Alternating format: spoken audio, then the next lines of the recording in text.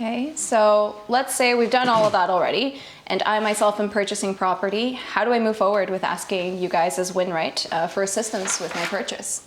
That's pretty easy. I think you just contact us through email or through phone.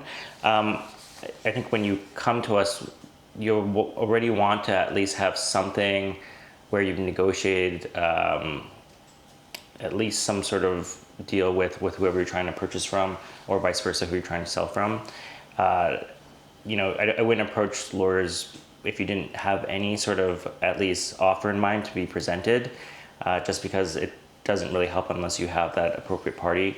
I think it's also important that when you come to lawyers with the price in mind and with the contract, just because we're not here to help you really figure out what the fair market value of the property is. Generally, that'd be in the realm of the realtor. But if you chose not to use a realtor, I think you've already got an idea as to what the price is.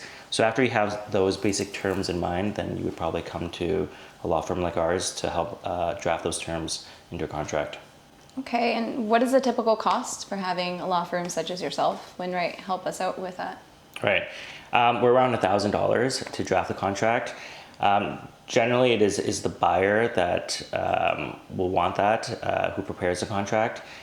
Generally, buyers will be the ones that retain us, but we have, on occasion, represent the seller because they found a buyer that is willing to split the cost, or even they're willing to pay for the cost of doing so.